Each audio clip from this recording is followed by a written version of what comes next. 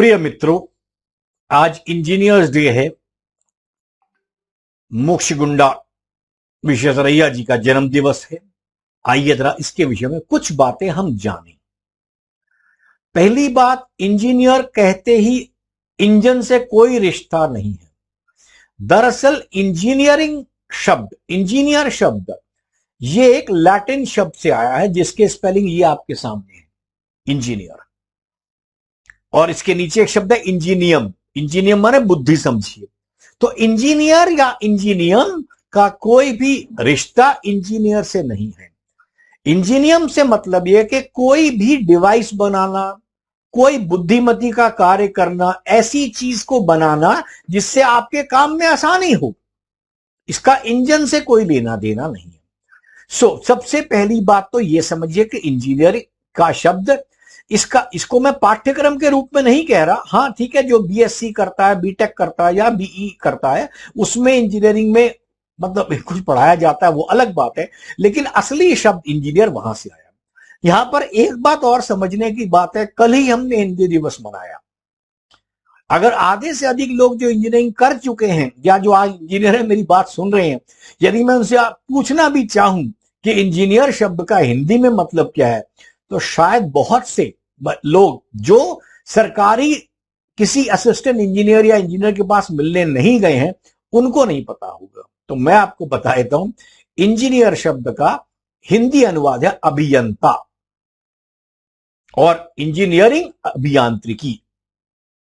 जैसे मैंने chemical engineering करी है, तो मैंने क्या किया, रासायनिक अभियांत्रिकी।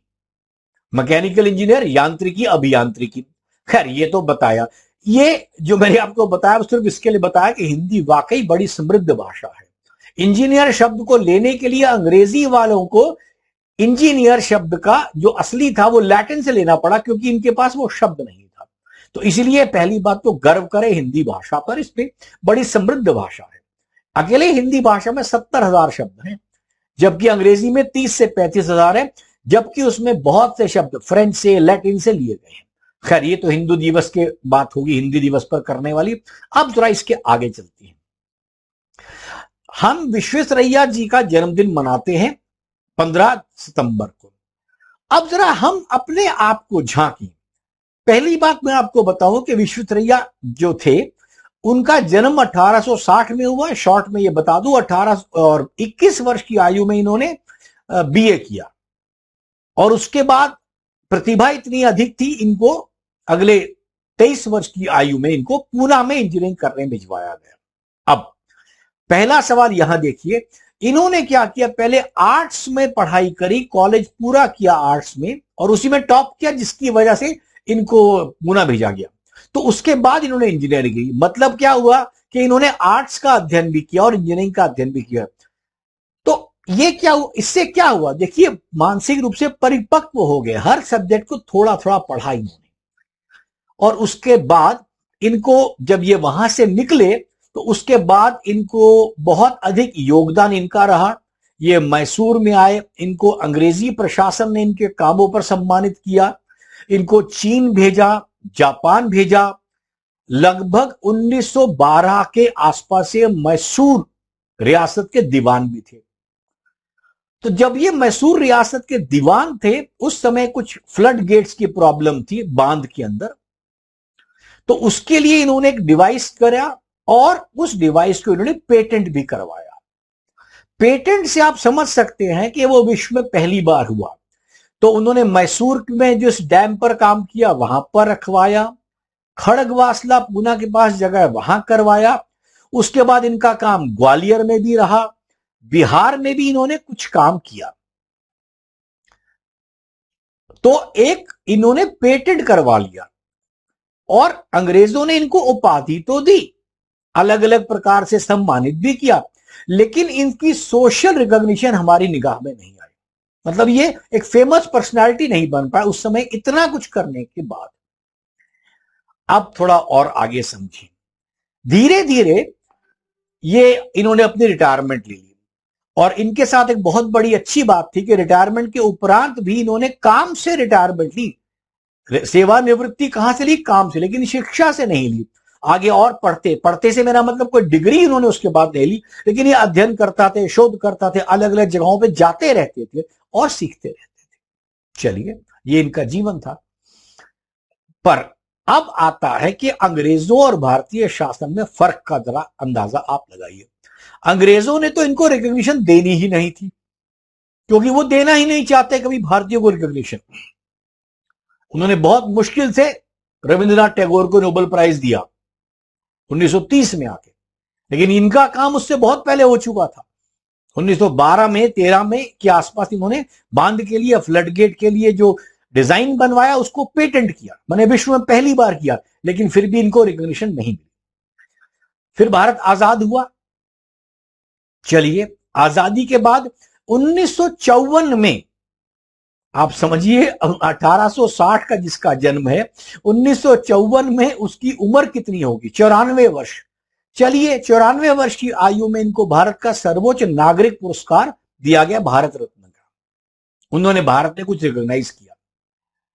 चलिए, उसके बाद 102 वर्ष की आयु में इनकी मृत्यु हो गई। इनके मृत्यु के 6 वर्ष बाद 1968 में पहली बार 15 सितंबर को इंजीनियर्स डे घोषित किया गया, इनको सम्मान दिया गया। खैर, चलिए, देर आए दुरुस्त आए, सम्मान दिया। लेकिन जो दुर्भाग्य की बात है, मैंने आजादी के 1968 को आप अंदाजा लगा लीजिए कि 21 वर्ष की आजादी के बाद आपने इनको एक भारत रत्न का पुरस्कार तो दे दिया, लेकिन इनकी रिकॉग्निशन कहीं नहीं हुई। मतलब मेरे कहने का, न तो शिक्षा में कहीं पढ़ाया जाता है।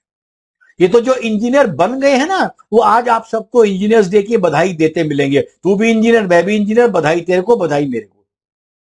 लेकिन क्या हमने कुछ भी जो इन्होंने किया उससे सीखा? इंजीनियर मैंने भी करी हुई है सर, मेरी भी बीटेक है, लेकिन मैं बता रहा हूं कि ये सब कहने की बातें रह गई ना उसके बाद। दूसरी बात, हमारी आजादी के 21 वर्ष के बाद आज कितना समय हो गया? आजादी को 70 साल।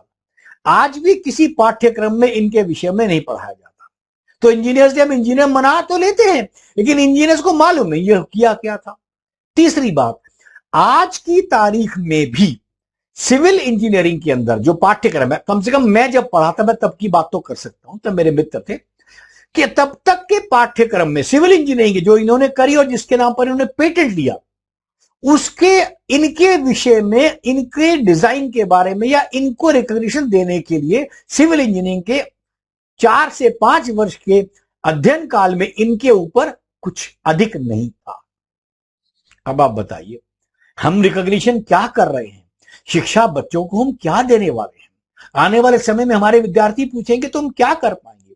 आप जरा इस बात की कल्पना कीजिए। आप इंजीनियर्स डे मनाते हैं इनके कामों के ऊपर, बड़ी खुशी की बात है, लेकिन मुझे बताइए 70 सालों में, पिछले आजादी के 70 सालों में हम कितने ऐसे इंजीनियर्स दे पाए हैं जो बच्चे के लिए एक आइडियल रोल मॉडल हो?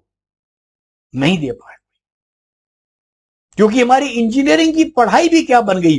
पढ़ो लिखो, नौकरी करो, बीवी पढ़ो, बच्चे पालो और बच्चे को आगे पढ़ा के नया इंजीनियर बना दो। इससे बढ़कर क्या रह गया?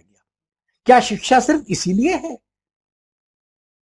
हमें कहीं ना कहीं इस बात को सोचना पड़ेगा। हम अपने युवाओं में क्यों नहीं ये बात डाल पा रहे हैं कि शिक्षा रोजी रोटी से अलग है? अच्छा, मैं आपको एक बात और बताता हूं जो मैं विद्यार्थियों को भी कहता हूं। मैं आपके सामने कुछ नाम लेता हूं। चलिए, अमिताभ बच्चन, नाम सुना होगा सबने। सचिन तेंदुलकर, इसका भी नाम सुना होगा आपने। अब माधुरी दीक्षित, इसका भी आपने नाम सुना होगा। जो हमारे बिहार के सीएम है नीतीश जी, इनका भी नाम आपने सुना होगा।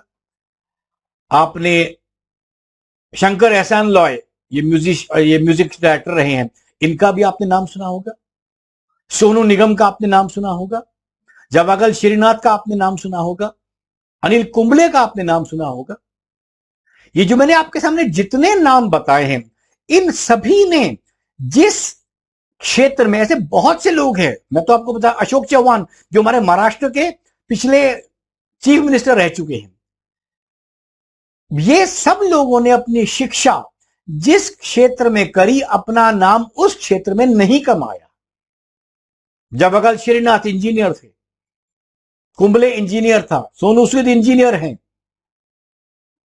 सचिन तेंदुलकर 10वीं तक पढ़े, अमिताभ बच्चन की एजुकेशन से एक्टिंग का कोई लेना देना नहीं है, अशोक चौहान तो MIT यूएसए में इतनी मानी यूनिवर्सिटी में एस्ट्रो फिजिक्स के इंजीनियर के इन्होंने पढ़ाई करी है। तो कहां एस्ट्रोफिजिक्स, कहां राजनीति। माने हम बच्चों को कम से कम ये तो सिखा पाए, आप शिक्षा कम से कम अपने काम की लो। इन सब के लिए क्या हुआ, नीतीश भारद्वाज लीजिए आप, सीएम साहब हमारे वो बिट्स के पढ़े हुए हैं, बिट्स रांची के। मतलब शिक्षा को हमारे जीवन में ढालने का मतलब कहां है। एनडीए वालों को मैं मान लूंगा, उन्होंने जो पढ़ा एनडीए में उसको जीवन में उपयोग लाते हैं। डॉक्टर्स कुछ अपने जीवन में उपयोग लाते हैं, चलो वो भी मैंने मान लिया। इसके अतिरिक्त शिक्षा जो हमारी बन गई है आज, कहां बच्चे के जीवन में उपयोग आ रहा है। और केवल शायद यही कारण है जिसकी वजह से बच्चा मात्र अंक प्राप्त करने तक सीमित रह जाता है। तो बुद्धि की जो डेवलपमेंट है, जो मैच्योरिटी बच्चे को आनी चाहिए, वो कब आएगी। आपको मैं एक उदाहरण देता हूं। 18 साल की उम्र से बड़ा व्यक्ति गाड़ी चला सकता है, ये भारत के अंदर है। सिंगापुर में गया, 21 साल से ऊपर का व्यक्ति गाड़ी चला सकता है, मुझे ये भी पता लगा। खैर उनका टेस्ट बड़ा स्ट्रांग होता है। लेकिन तब उसने मुझे बताया, एक टैक्सी की लेडी थी, मैं उससे बात करता रहा क्योंकि मेरी कुछ आदत है बातचीत करके वहां का हालात जानने की। तो उस महिला ने मुझे बताया कि 30 वर्ष से पहले आप कोई पब्लिक ट्रांसपोर्ट नहीं चला सकते। तब मुझे ध्यान आया कि 30 वर्ष की आयु क्यों है पब्लिक ट्रांसपोर्ट के लिए। क्योंकि तब तक उम्र देखिए, आपकी काबिलियत गाड़ी चलाने की हो सकती है, ब्रेक क्लच चलाने की हो सकती है, जवान लोग तेज गाड़ी चलाते हैं, लेकिन 30 तक आते आते आपने कम से कम ये मैच्योरिटी आ जाएगी कि मेरी गाड़ी में कुछ और लोग बैठे, उनका जीवन भी मेरे लिए उतना ही महत्वपूर्ण है। इसलिए 30 साल से पहले टैक्सी का लाइसेंस ही नहीं देते। विश्व में ऐसी बहुत सी घटनाएं हो रही हैं जिनसे हमें सबक लेना चाहिए, सीखना चाहिए। अरे दोस्तों, अब तो 70 साल हो गए हैं। अच्छा, होता क्या है, आज भी हमारे इंजीनियरिंग के ग्रुप्स भी हैं, उनमें बहस चलेगी, ये ठीक है, वो गलत है, इस राजनीतिक पार्टी ने ये ठीक किया, ये डिसीजन गलत है। मैं कहता हूं यार, आप क्या करने वाले हो। सबने गलत किया, आप भी तो बोलिए कोई सकारात्मक काम करने पर कहीं तो हम इकट्ठे हो, किसी काम पर तो इकट्ठे हो। शिक्षा में इकट्ठे हो जाइए, इंजीनियरिंग में इकट्ठे हो जाइए, एग्रीकल्चर में इकट्ठे हो जाइए, कहीं पर तो एक जगह में इकट्ठे होकर इस चीज को नया करने का रास्ता निकालें और देश को तरक्की पे ले जाए। हमारा काम सिर्फ इतना है कि ये फला राजनीतिक पार्टियां बेकार है, आज की शिक्षा बेकार है, आज का ये बेकार है, पुराने समय में ये अच्छा था, तो भैया शिक्षा आज की अच्छी कर लो ना। कोई लगे तो सही इस बारे में, या हम सिर्फ बैठ करके बातें करने और चाय की टेबल के ऊपर चाय पीते हुए और अखबार की सुर्खियों में टीवी की डिबेट सुनने के लिए बने हैं। मेरा ये निवेदन हम सब बड़े लोगों से है, हम इतना एक्सपीरियंस लेकर बैठे हैं, अरे भाई कुछ तो सोचें। कुछ लोग मिल जाओ शिक्षा के लिए, कुछ मिल जाओ एग्रीकल्चर के लिए, कुछ मिल जाओ लॉ के लिए, कुछ मिल जाओ किसी और चीज के लिए, जो आपकी मतलब आपके अंदर कलाकारी है। कुछ लोग हमारे दोस्त पुलिस से रिटायर हुए, अरे भाई पुलिस में रिफॉर्म के बारे में बात करो। लेकिन हम लोग तो सिर्फ इस चक्कर में रह गए, इतने एक्सपीरियंस भारत में लिया, इस देश ने हमें इतना एक्सपीरियंस दिया, रोजी रोटी दी, इज्जत दी, किस लिए? क्या हम बैठ के आज अखबार खोल के सारी पॉलिसियां गलत है, सारे काम गलत है, चलिए इसमें देश का कुछ नहीं होने वाला, चाय पी और आगे निकले। ये मेरे दिल का दर्द है, मैं चाहता हूं इस पर कुछ काम हो। धन्यवाद।